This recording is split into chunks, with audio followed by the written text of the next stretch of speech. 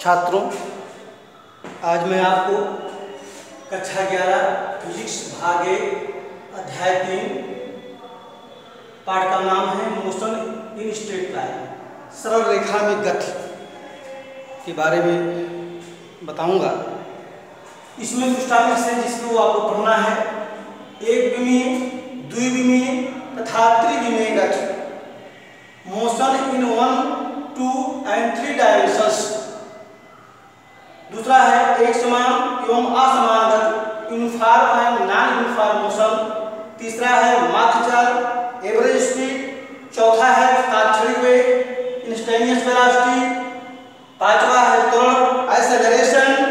छठवां है समान तथा परिवर्ती त्वरण, uniform and non uniform acceleration. अब प्रश्न उठता है एक विमीय पहला टॉपिक से, एक विमीय,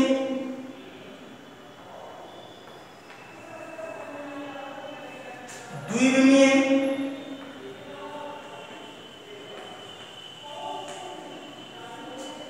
तथा त्रिविमीय गति। Motion in 1 dimension, 2 dimension and 3 dimension की गति के बारे में आपको पढ़ना है। यदि हम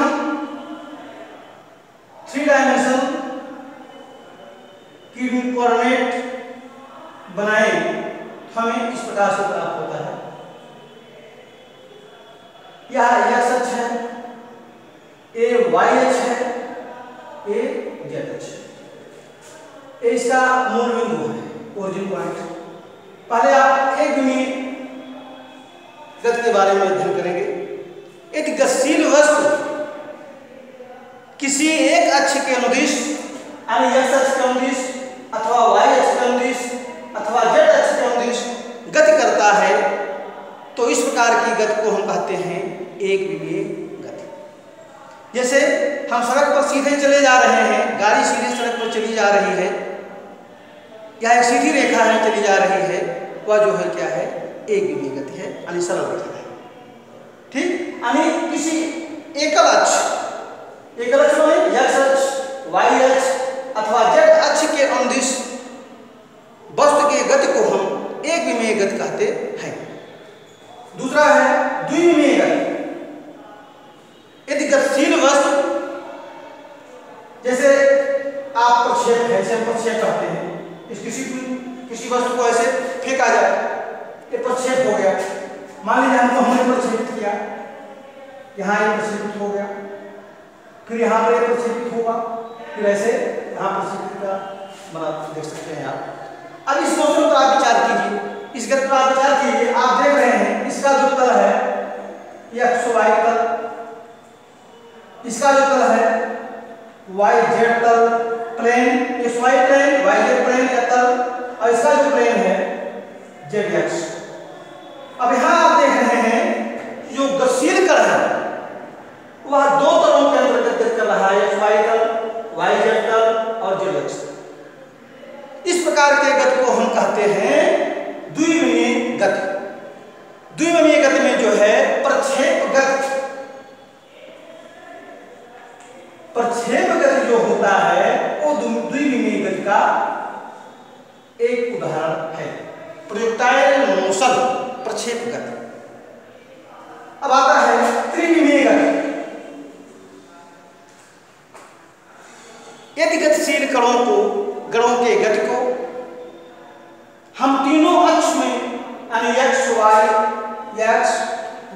z तल द्वारा निरूपित कर सके तो इस प्रकार के गति को त्रिविमीय गति कहते हैं। जैसे मान लीजिए किसी पात्र में गैस भरा हुआ है, तो उस पात्र में गैस के कणों की जो गति होती है वह त्रिविमीय गति के अंतर्गत आता है। ठीक, अब एक समान और असमान गति के पहले, एक समान और असमान गति के पहले जो है कुछ और टॉपिक पर चर्चा करेंगे। एक शब्द है विस्थापन।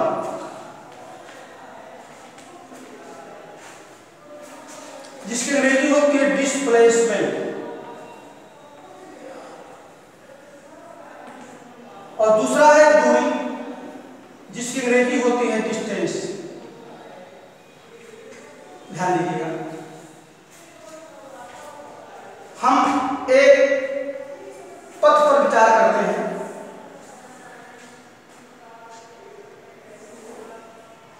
एक पॉइंट ए है, एक पॉइंट बी है। इस फिगर पर आप लोग ध्यान दीजिए। विस्थापन क्या है?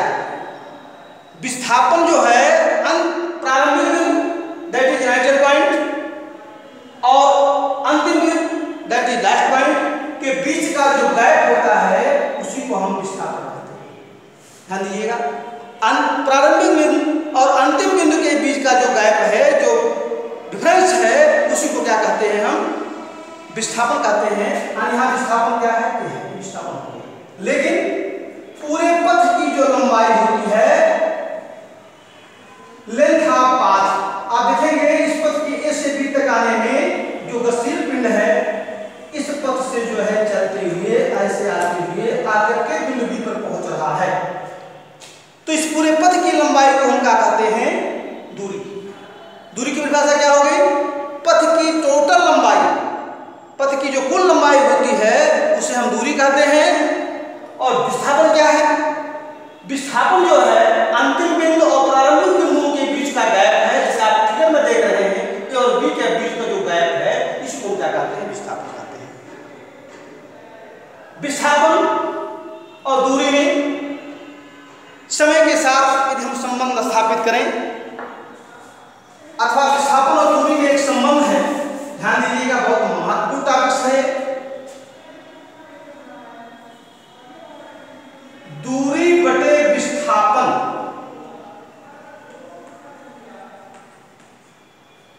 Greater or equal than 1। दूरी बटे विस्थापन क्या होता है? ग्रेटर आर इक्वल देन 1 होता है। ये विस्थापन और दूरी में संबंध है। कैसे? आप देख सकते हैं, मान लीजिए आप अपने घर से जो है विद्यालय आ रहे हैं, ये आपका होम है, ये स्कूल है। इस स्थिति में इसका विस्थापन एचएस हुआ और इसकी दूरी भी क्या हो गई? एचएस हो गई। यानी विस्थापन भी एचएस और दूरी भी एचएस। आप देख रहे हैं कि एचएस बटे एचएस कितना हुआ? 1। यानी दूरी बटे विस्थापन बराबर 1 हो गया। लेकिन दूरी बटे विस्थापन 1 से बड़ा हो सकता है। इससे मान लीजिए आप स्कूल से छुट्टी हुआ, स्कूल से घर जा रहे हैं, तो आप देख रहे हैं बाबू, यानी एक दूरी यह हुआ, फिर एक दूरी आपका यहाँ जुड़ गया। मान लीजिए इस मध्य पॉइंट पर आप पहुंच गए, तो मध्य पॉइंट जो होगा, तो मध्य पॉइंट का जो गैप दूरी होगा hs/2 होगा। तो टोटल दूरी कितनी हो गई? कुल दूरी बराबर होगा hs प्लस hs/2। इसे हम हल करेंगे, मिलेगा 3hs/2 या 1.5 hs। अब ऐसे स्थिति में देख सकते हैं आप, hs कितना, दूरी कितना हो गया? 1.5 hs। अब विस्थापन कितना है? विस्थापन कम हो गया, अब ये विस्थापन हम कहेंगे। यानी अंतिम बिंदु आपका यहाँ आ गया, तो विस्थापन हम क्या कहेंगे? इसी को कहेंगे। यानी विस्थापन कितना हो गया? hs/2। hs/2 जो हम करेंगे देख सकते हैं, तो आप देख सकते हैं यहाँ hs/2, तो इससे कटेगा। ऑलरेडी क्या हुआ? दूरी बटे विस्थापन क्या हो गया? 1 से बड़ा। ऐसे दूरी और विस्थापन के संबंध में कुछ महत्वपूर्ण टॉपिक्स हैं। विस्थापन शून्य हो सकता है, लेकिन दूरी कभी भी शून्य नहीं हो सकता। जैसे आप अपने घर से स्कूल आए और फिर घर पहुंच गए, तो आपका विस्थापन शून्य हो गया, लेकिन दूरी शून्य नहीं हुआ। ठीक इसी प्रकार से जो है विस्थापन धनात्मक भी हो सकता है, ऋणात्मक भी हो सकता है, शून्य हो सकता है, लेकिन दूरी जो है कभी भी शून्य नहीं होता। ध्यान दीजिएगा। अब हम दूरी, विस्थापन और समय में संबंध स्थापित करें तो हमें एक भौतिक राशि प्राप्त होता है। उस भौतिक राशि को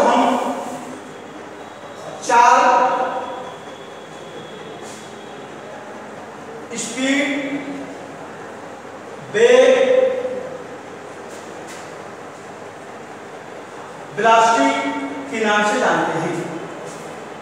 किसी गतिशील वस्तु द्वारा एकांक समय में चली गई दूरी को हम क्या कहते हैं? चाल कहते हैं। ध्यान दीजिएगा, किसी गतिशील वस्तु द्वारा एकांक समय में चली गई दूरी को क्या कहते हैं?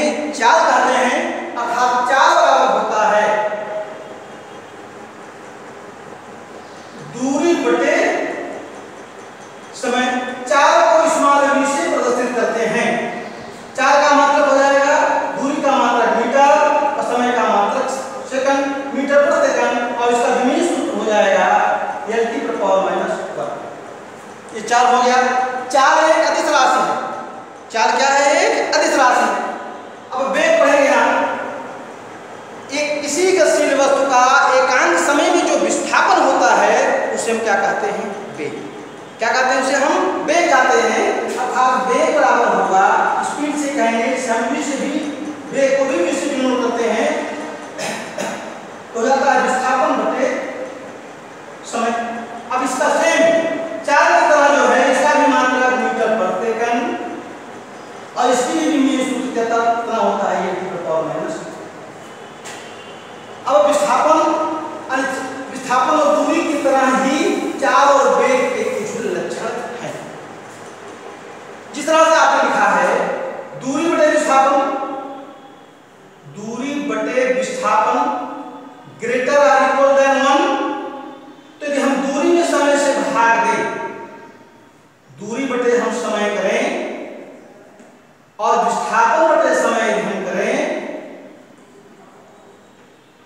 ये भी ग्रेटर देन 1 हो गया। ठीक, दूरी बटे समय को हम क्या कहते हैं?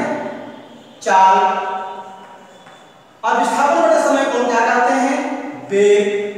आप देख रहे हैं चाल बटे वेग भी क्या हो गया? Greater or equal than 1। तो दूरी और विस्थापन की तरह,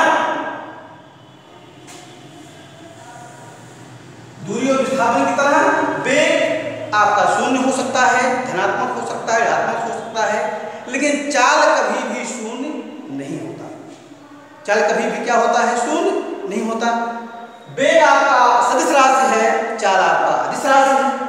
वेग और चाल दोनों का मात्रक मीटर पर सेकंड तथा विमीय सूत्र L/-1 होता है। ठीक, अब अगला टॉपिक आता है माध्य चाल।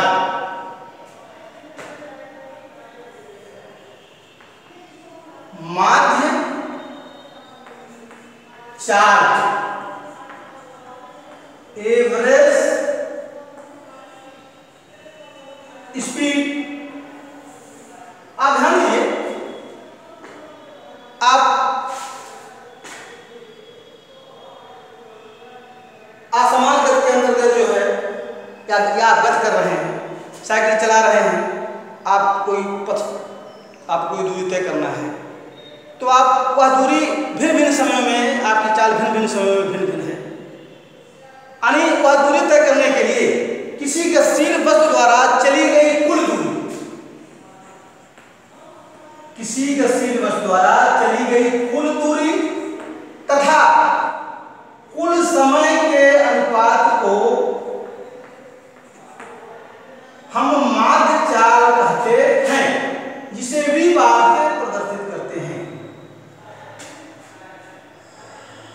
किसी गतिशील वस्तु द्वारा चली गई कुल दूरी तथा कुल समय को हम क्या कहते हैं? माध्य चाल कहते हैं। चलिए, ये कुल दूरी तथा कुल समय के अनुपात को क्या कहते हैं? माध्य चाल। इसे हम v बार से डिनोट करते हैं। ध्यान दीजिए, यदि डेल्टा t समयांतराल में दूरी डेल्टा s हो तो माध्य चाल v बार होगा डेल्टा s बटे डेल्टा t। यदि डेल्टा t को हम जहां भी डेल्टा जिस भी भौतिक राशि, जिस भी राशि के साथ डेल्टा लगता है, उस राशि का जो मान होता है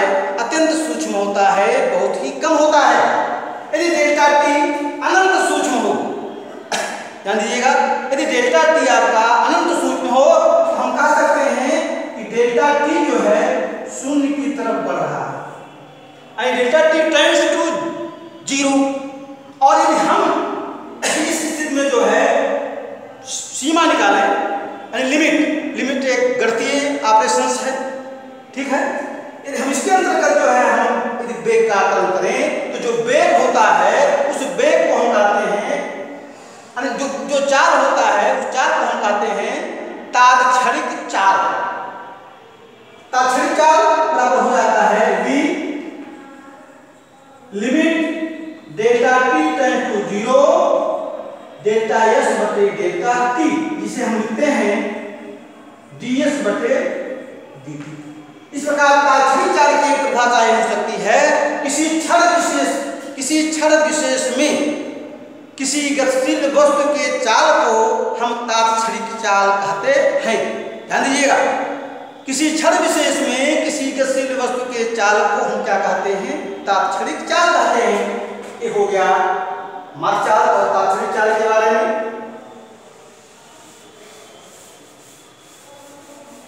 फिर आता है एक समान और असमान गति। एक समान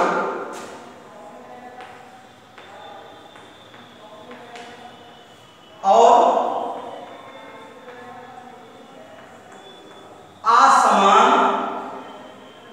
गति, यूनिफॉर्म और नॉन यूनिफॉर्म मोशन। एक समान और असमान गति को हम अंग्रेजी में कहते हैं uniform and non uniform motion. ध्यान दीजिए, यदि किसी गतिशील वस्तु द्वारा समान समयांतरालों में समान दूरी चली जाए तो उसकी गति को हम कहते हैं एक समान गति। जैसे मान लीजिए हम इस पथ पर विचार करते हैं, एक पथ, एक गतिशील वस्तु है, ए से बी तक जाएगा, ये भिन्न भिन्न चलों में। ए से इस बिंदु पर आया, ये 10 मीटर है, समय है आपका 1 सेकंड। फिर यहां से यहां तक आने में 10 मीटर और है, यानी टोटल हो गया आपका 20 मीटर। समय लग गया टोटल जो है आपका 2 सेकंड। फिर आगे बढ़ता है, यहां आता है, टोटल दूरी हुआ 30 मीटर, समय हो गया आपका 3 सेकंड। फिर आगे बढ़ेंगे, क्या आ गया 40 मीटर, समय हो गया आपका 4 सेकंड। आप देख रहे हैं प्रत्येक एक सेकंड में वह 10-10 मीटर की दूरी तय कर रहा है, अर्थात उसकी चाल क्या है, यानी उसकी गति क्या है? एक समान गति है। यानी यदि कोई गतिशील वस्तु समान समयांतरालों में समान दूरी तय करे तो उसकी चाल यानी उसकी गति क्या कहलाती है? एक समान गति कहलाती है। परंतु मान लीजिए इसी गतिशील वस्तु जो है पहले सेकंड में 10 मीटर जाता है, लेकिन दूसरे सेकंड में चला जाता है 30 मीटर, चौथे सेकंड में चला जाता है वो 50 मीटर। तो आप देख रहे हैं उसके चाल में परिवर्तन है, यानी उसकी गति में परिवर्तन है। तो इस प्रकार यदि कोई वस्तु समान समयांतरालों में असमान दूरी तय करे तो उसकी गति जो है असामान्य गति कहलाती है। फिर अगला टॉपिक है त्वरण। बड़ा महत्वपूर्ण टॉपिक है, ध्यान दीजिएगा, जिसकी अंग्रेजी होती है एक्सेलरेशन।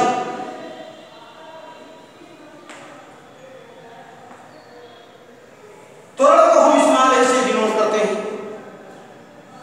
किसी गतिशील त्वरण की परिभाषा यह है, किसी गतिशील वस्तु के वेग में परिवर्तन की दर को हम त्वरण कहते हैं।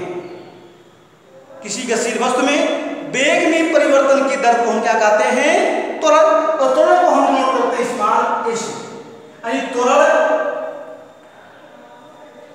डिनोटेड बाय इस्तेमाल वेग परिवर्तन की दर, वेग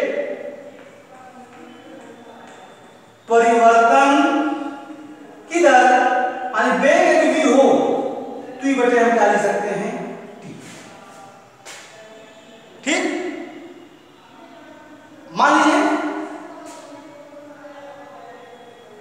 गतिशील वस्तु एक सूक्ष्म समयांतराल डेल्टा t में डेल्टा t में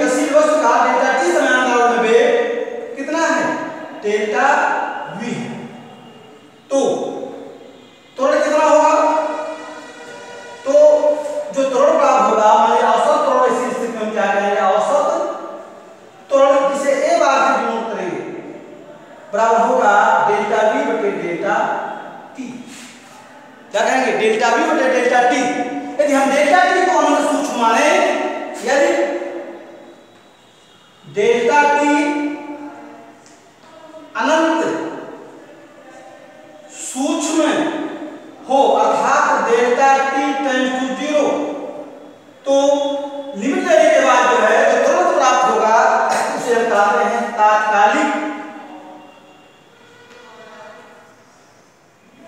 या तात्क्षणिक त्वरण। ड्यूरेटर का इस्तेमाल जो कि होगा limit delta T tends to 0 delta V upon delta T, इसे हम लिखेंगे dv बटे dt। इसे हम पढ़ते हैं v का t के सापेक्ष अवकलन। dv बटे dt क्या है? v का t के सापेक्ष जो है अवकलन। यहां से ध्यान दीजिएगा बाबू, इस प्रकार तात्क्षणिक वेग की जो है परिभाषा तात्क्षणिक त्वरण की परिभाषा हो सकती है किसी क्षण विशेष में किसी गतिशील वस्तु के त्वरण को हम तात्क्षणिक त्वरण कहते हैं। त्वरण एक सदिश राशि है, इसका मात्रक है मीटर प्रति सेकंड स्क्वायर तथा इसके विमीय सूत्र हो जाएगा L/-2, ये त्वरण हो गया। फिर आता है समान तथा परिवर्ती त्वरण। समान त्वरण क्या है? किसी गतिशील वस्तु के त्वरण यानी समान समय में यदि किसी गतिशील वस्तु का समान समय में वेग समान हो तो उत्पन्न त्वरण को हम समान त्वरण कहते हैं, और समान समय में वेग असमान हो तो उत्पन्न त्वरण को हम क्या कहते हैं? असमान त्वरण कहते हैं। जैसे समान त्वरण का एक उदाहरण हो सकता है, यदि गुरुत्व के अधीन कोई वस्तु गति कर रही हो तो उसमें जो उत्पन्न त्वरण होता है पृथ्वी के कारण जो त्वरण उत्पन्न होता है वह समान त्वरण का क्या है? एक उदाहरण है। समान त्वरण का क्या है? एक उदाहरण है। इस प्रकार से एक मोशन का पहला जो है टॉपिक्स आज आपको बताया गया। अगले टॉपिक्स में हम आपको सरल रेखीय के अन्य अगले वीडियो में सरल रेखा के अन्य भाग के बारे में आपको बताएंगे।